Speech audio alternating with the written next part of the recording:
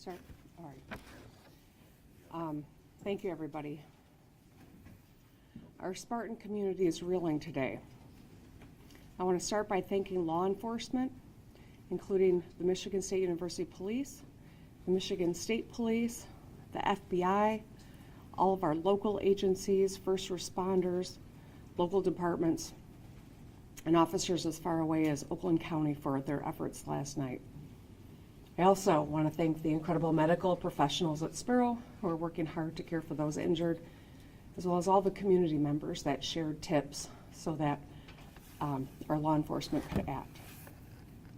We mourn the loss of beautiful souls today and pray for those who are continuing to fight for their lives.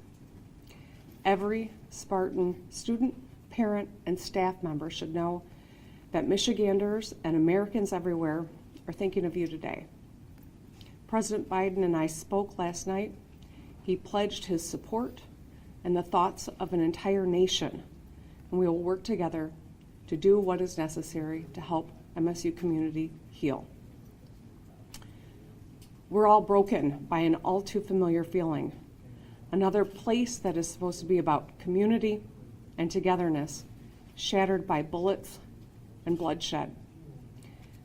We know this is a uniquely American problem. Today is the 5th anniversary of the Parkland shooting. We're mere weeks past the Lunar New Year shooting at a dance hall, and a few months past a shooting at an elementary school in Uvalde. And looking back at a year marked by shootings at grocery stores, parades, and so many other ordinary, everyday situations, we cannot keep living like this.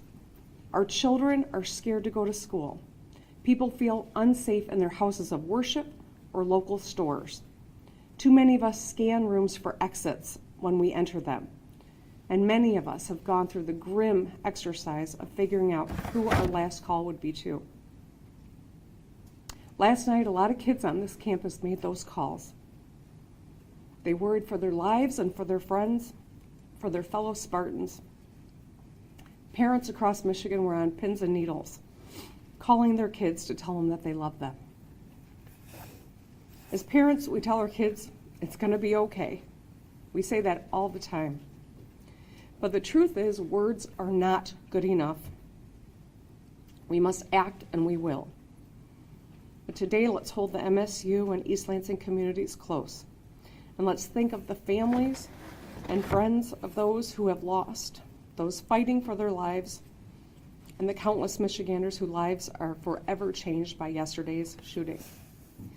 We will get through this together, and we will do it with the full support of the state of Michigan and the U.S. federal government. And with that, I would like to hand this over to our Congresswoman Slotkin. Thanks, Governor. I want to echo what the governor said about the response of law enforcement. Those of you who might have been listening on the scanner, you heard how deeply complex this operation was yesterday, with young people calling in tips constantly, with an unbelievably difficult area of environment to navigate. Law enforcement did an incredible job. We had hundreds respond from across the state. And I think it's a testament to those who hold the thin blue line for us, the ones that hesitate or do not hesitate when we need them. And I think we should recognize how desperately needed they were last night in our society in general. I want to thank the doctors and nurses and staff at Sparrow Hospital. They were on it. No one wants to live through a mass shooting like this, but they were prepared and they handled it with grace and humanity.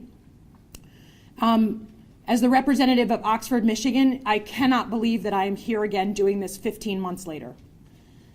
And I am filled with rage that we have to have another press conference to talk about our children being killed in their schools. And I would say that you either care about protecting kids or you don't. You either care about having an open, honest conversation about what is going on in our society or you don't. But please don't tell me you care about the safety of children if you're not willing to have a conversation about keeping them safe in a place that should be a sanctuary. Now, the Spartan community is incredibly connected and proud. We've already seen people come together. But for me, the most haunting picture of last night was watching the cameras pan through the crowds and seeing a young person wearing an Oxford Strong sweatshirt. The sweatshirts that were handed out after those kids lived through a school shooting 15 months ago. And we have children in Michigan who are living through their second school shooting in under a year and a half. If this is not a wake-up call to do something, I don't know what is.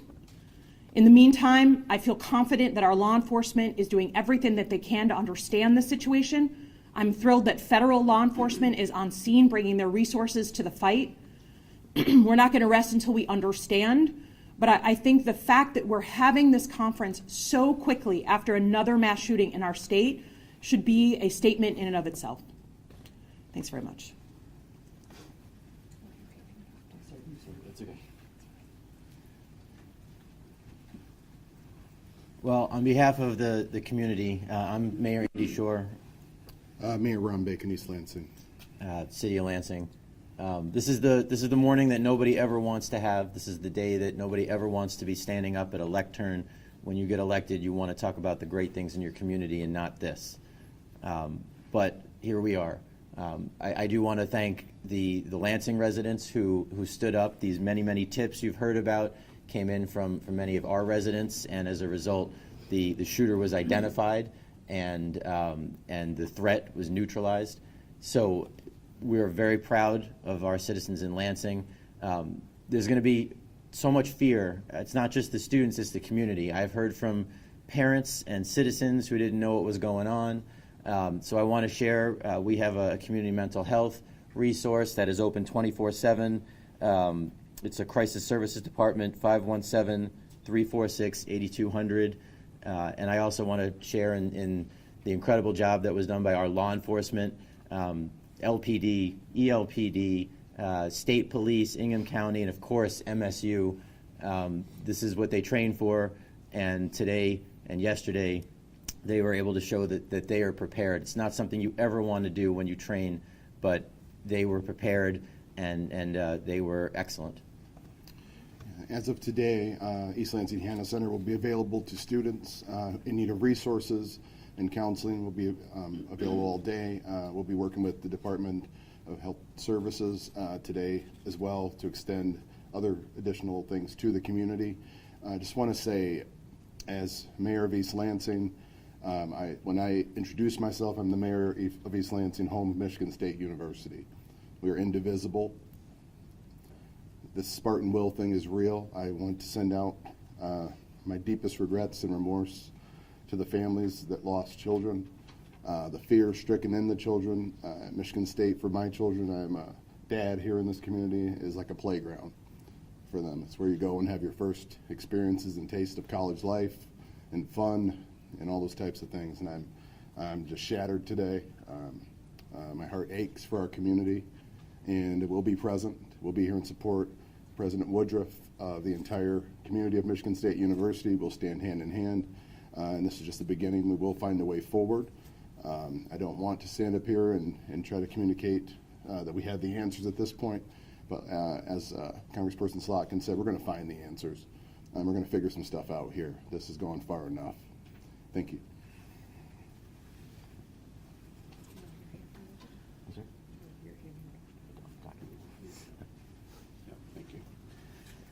Good morning, everyone. I'm Dr. Denny Martin. I'm the interim president and chief medical officer at Sparrow Hospital, Lansing.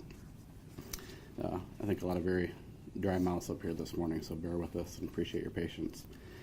I can confirm that last evening we cared for 5 individuals who were brought to Sparrow Hospital from East Lansing campus. The team in our Level 1 Trauma Center with our emergency medicine physicians and trauma surgeons were waiting for them upon their arrival. I will give a lot of thanks to the individuals, the first responders on the scene. Our ability to care for these individuals starts in the field, and they did a fantastic job. 4 of those individuals did require surgical intervention to treat their injuries. 1 individual did not and was taken to the critical care unit after being triaged in the emergency department. All 5 individuals remained in critical condition this morning.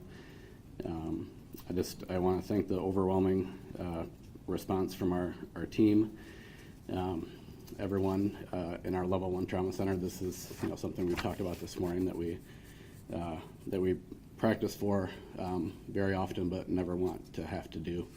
And we did it amazingly well, and very proud of everyone.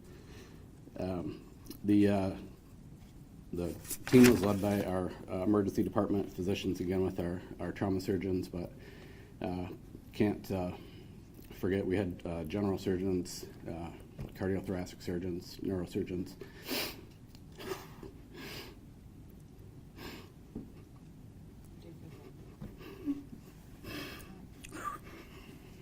Didn't get a lot of sleep last night, sorry. So many people that just came in.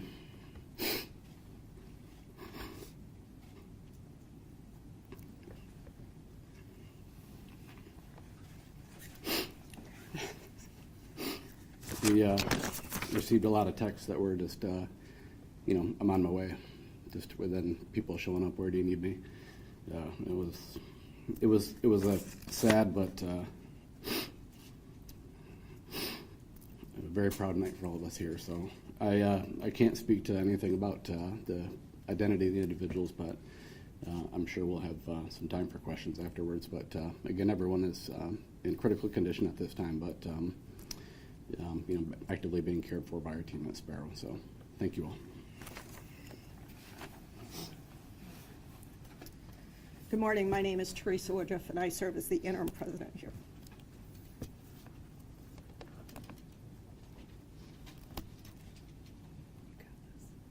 And our Spartan hearts are broken. We're grieving, but as a community, we're grieving together. We struggle to comprehend. We lost families, friends, classmates, and our hearts go out to the victims and families of this senseless tragedy. And we offer to each of them the peace that passeth understanding. We continue to think for our medical professionals at Sparrow, and we know that they are taking the best care possible of our students.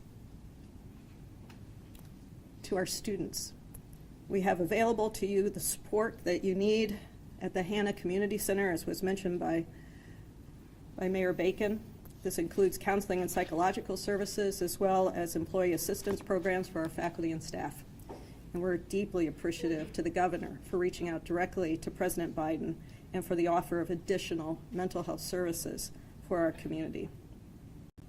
As a university, we also thank our law enforcement colleagues, both here and in multiple jurisdictions, who responded immediately and continue to protect our community today and each day. I want to thank the staff who are on campus today. MSU is on modified operations, which means we're on essential personnel only for today and for tomorrow. And those staff who are here to support our 17,000 students who are on campus and our 50,000 students across this great university, we thank you. I also thank directly our students, faculty, and staff who complied with the request to shelter in place for hours at end without knowing exactly what was happening. We thank you for your courage to maintain that shelter, which allowed our law enforcement to take the actions that they did. We ask each of you to honor your feelings and to take care of yourself and each other, and together we will come back more resilient than ever and more ready to face what is needed in this society, which is the courage of all of us to ensure that this never happens again.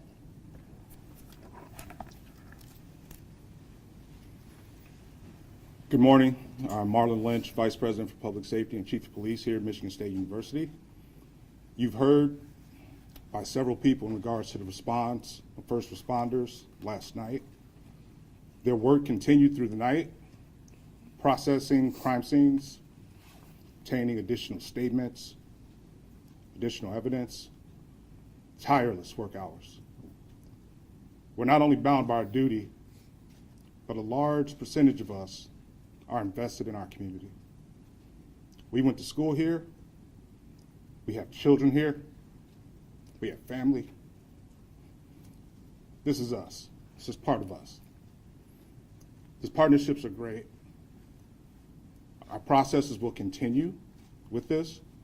We will continuously be joined by our partners as we are here today with the FBI, the state police, as well as Lansing Police Department in East Lansing.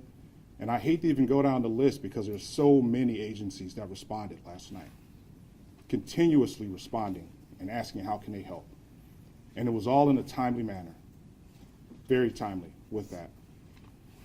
You will hear a recap of the incident and as well as some updates based on the events that have occurred overnight in regards to our students that were involved and also the suspect.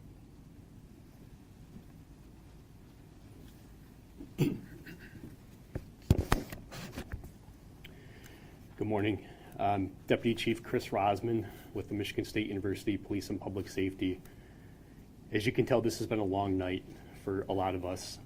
We have been committed from the beginning to being as transparent and getting as much information out as possible. And we're going to continue to do that throughout the day and as this investigation moves forward. I'm going to start with a brief recap of the incident yesterday. This tragic situation unfolded shortly before 8:30 p.m. The first call that we received was from Berkey Hall. Berkey Hall is an academic building on our northern campus that borders downtown East Lansing. Initial calls reported shots fired in that building, and there was an absolutely overwhelming police response to that initial call. We had officers in that building within minutes, and in that building they encountered several students who were injured. We can confirm that 2 of the deceased were in Berkey Hall, along with several of the victims. While the officers were managing that scene at Berkey Hall, we began receiving additional reports of another shooting at the MSU Union building just to the west of Berkey Hall, right on the corner of Abbott and Grand River. Officers redeployed to that location where we did locate 1 additional victim. We do have 3 total deceased and 5 victims at the hospital. We can confirm that all 3 deceased were MSU students. We can also confirm at this time that all 5 of the injured victims at the hospital were also MSU students. We will release the names of those students later today, once we work through some notifications and make sure that the family's aware that we're going to release those names.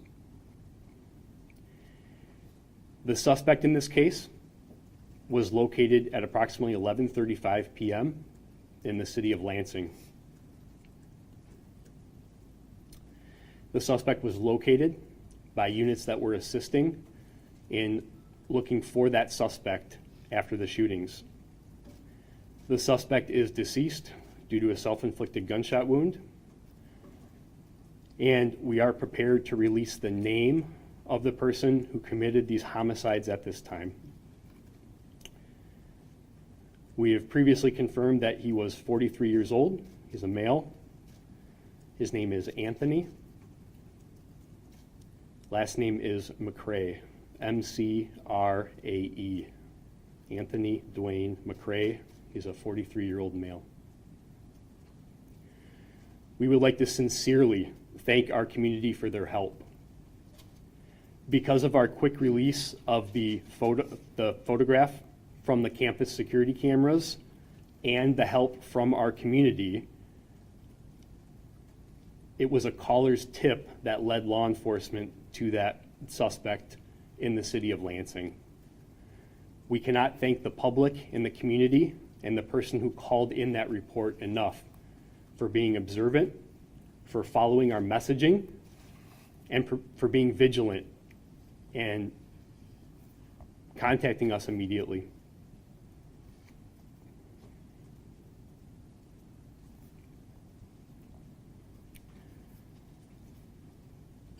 We will continue to share resources for the MSU community through our institutional website and our MSU Police and Public Safety social media pages. We know that this news may be difficult for those within our campus community and beyond, and it's important to remember that the grief that some individuals may be experiencing is normal, and there are a number of ways in which individuals can seek support, including talking with friends, family, and colleagues to process this, and taking advantage of many of the resources that we have provided. We are prepared at this point to take some questions. Sure. Sure. I'm going to turn it over to Special Agent in Charge, Jim Taraska.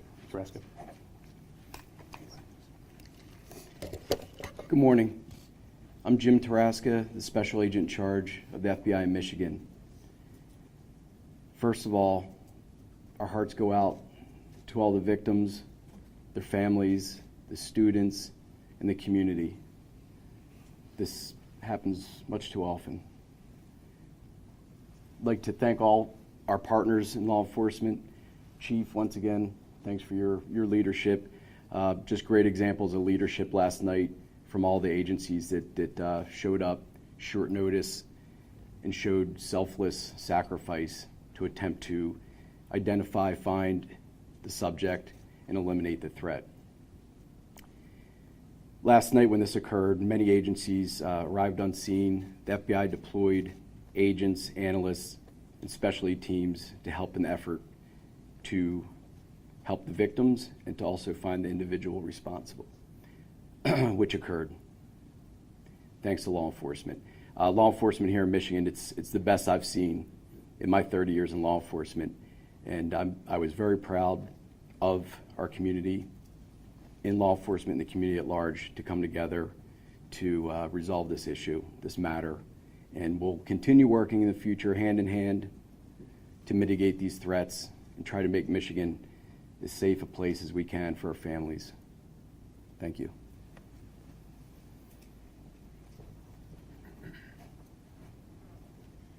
So I think we are prepared to take some questions now. Again, I do have to reiterate, this is still fluid, it's still ongoing. There are still crime scenes that are being processed, and we still are in the process of putting together the pieces to try to understand what happened and why it may have happened. So we're still working through that. So we will go ahead and take some questions at this time. Deputy Chief, can you hold on. discuss at all? Hold on. Potential Go ahead right there. Thank you. There was a large police presence at a home on Creston Avenue and East Howe Avenue in Lansing. Was that the suspect's home? So I can't confirm the actual location or address. Okay. We are aware that there was a search warrant executed on a residence that was connected to the suspect in this case. We're not prepared to share that specific location at this point. Do you have any information on the firearm and whether it was registered to the individual who was suspected of using it? So at this point, we have no additional information on the actual weapon that was used in the incident. Those are things that we will continue to process and look at today as part of our investigation. Did you recover the weapon? We did recover a weapon, yes, right there. 7 of the 8 victims are at Berkey Hall. The 8th is at the Union, and the Union victim also is one that passed away. Is that correct? There were two of the victims from Berkey Hall are deceased. 1 victim from the Union is deceased. There are 5 additional victims that are at Sparrow Hospital. I cannot confirm where all 5 of those victims, which building they were in. I believe most of them were from Berkey Hall, but I can't confirm that. I'm going to go right there. Yes. I understand the first, you said officers arrived shortly after the 8:30 call, but in the second building, can you describe the timetable of what it took to get to the MSU Union building? Because officers were already within a distance of where this happened. Yeah, the MSU Union is within very close proximity to Berkey Hall. It's within walking distance. I would describe it as less than a block to the west of Berkey Hall. All indications at this point point to the fact that the suspect exited Berkey Hall and walked over to the MSU Union. When those calls initially started coming in from the Union, we were able to quickly redeploy resources to the Union, and the suspect actually quickly fled that building. He was not in the building for that long. So when you say redeployed, how much of a timetable is between that? I can't get into specifics on the time frame right now, but that will be part of the investigation that we'll look at is the time between those two incidents. Right there. Has the suspect had any previous interaction with law enforcement? So that's part of our investigation today, is to look at the suspect, his background, his history. Those are things that are occurring with our state and federal partners right now, who have really taken the lead on helping us with identify the suspect, especially since that incident did occur off campus. But those are things that we're looking at today, and those will be integral to the investigation. In the back, Red. Deputy Chief, can you shed any light as to the why this happened, what his motive was, why he chose Michigan State? You know, we had the same question last night, and we have the same answer this morning. We have absolutely no idea what the motive was at this point. We can confirm that the 43-year-old suspect had no affiliation to the university. He was not a student, faculty, staff, current or previous. So that's an unknown right now, and that's what we're trying to understand is why this incident occurred. I know everybody wants to know what the motive is. We don't have an answer right now, and that's the honest truth. Was anything found inside of his home that might help with that? I can't comment on what was located in the residence as part of that search warrant, but that is part of the ongoing investigation. Right there. Last week, several schools in Okemos and other schools across the state were shut down for an active shooting, which was determined to be a hoax. Have you determined if there's any connection to that at this point? So I won't get into that in detail. Obviously, we're looking at the possibility of any connection. What I will say is there doesn't appear to be initially. But those are the type of things that our state and federal partners are really going to look at. But initially, it does not appear that there's any connection. In the back right there. Blue. Council. I understand that police made contact with the suspect before he shot himself. Can you explain what that contact was and what was the time frame? So I don't have any additional information on the sequence of events when law enforcement contacted the suspect. There was a tip called in from a alert citizen that reported the suspect. That call was dispatched to resources that we had deployed in the field. We had so many police officers on campus. As part of our unified command structure, we started deploying resources off campus in order to respond to reports just like this. And the responding officers encountered the suspect. And I can't comment more on that actual interaction. That is being investigated by the Michigan State Police right now. Right there. Does Mr. McRae live in this community first, and then also for medical personnel here? Can you tell us anything more about the extent of the injuries and what the size? I'll start with that, and I'll turn it over to the doc. We're still working to ascertain place of residence for the suspect. As we have said all along, we want to make sure any information that we share is accurate, and we are still working to determine place of hometown and residence for the suspect. Yeah, thanks. There wasn't a consistent injury pattern with the individuals that were brought to the hospital, but the initial reports last evening that the injuries were life-threatening was correct. But there wasn't a consistent nature. It was a variety of injuries associated with the gunshots that came in. Chief, Go ahead. were there any other weapons recovered on the suspect or around the suspect after he took his own life, and weapons and or ammunition? So again, I can't comment on that specifically. That will be part of the investigation. That scene that occurred is being investigated by the Michigan State Police. And I can't comment on what evidence was recovered at that specific scene. But you did say that you recovered one weapon. We do have at least one weapon, yes. Used in the incident on campus? That's part of the investigation, and we'll work to determine that. We'll take one more question. I had, if I may, I had. We'll go two. We'll come back to it. Slide in regard to the timing of the tip. Roughly, you came out at around 11 o'clock shortly thereafter with the first news briefing and released the picture. The suspect was encountered before midnight, so this tip came within minutes of you guys releasing this photo, or can you clarify? Yeah, no, that's absolutely correct. As soon as, during this incident, when it was ongoing, and you can imagine the number of moving pieces, we had MSU Police and Public Safety investigators reviewing surveillance footage, and they quickly determined that we had a picture of the suspect, and we quickly disseminated that publicly. And you are correct, it was shortly after we released it that he was recognized by an alert citizen. And so the time frame was pretty quick after we released it. So we commend the community and the citizen that called that in, and that was exactly what we were trying to achieve by releasing that picture, was to generate immediate tips for this person that was mobile, that we had no idea where he was at that point. And if I may, did any of the victims or anybody that might have been in proximity say if the suspect said anything or just came in shooting, or can you clarify at all how it transpired? So that'll be part of the investigation in terms of what the suspect did or said. There are numerous witnesses that we have interviewed, and we will start to put those pieces together and see. But I don't have that information right now in terms of if the suspect said anything when he committed these heinous crimes. Thank you. In the back, that's. How long will resources be provided to students on top of, will there be any extensions on school delays and school activities? We will provide the resources the students need for the time period they need, and again, we thank the federal government for their response. We will be in modified operations for the next 2 days, and then we will move into a period where classes will be canceled until Monday morning, but campus operations will resume. Can we ask the medical staff one other question?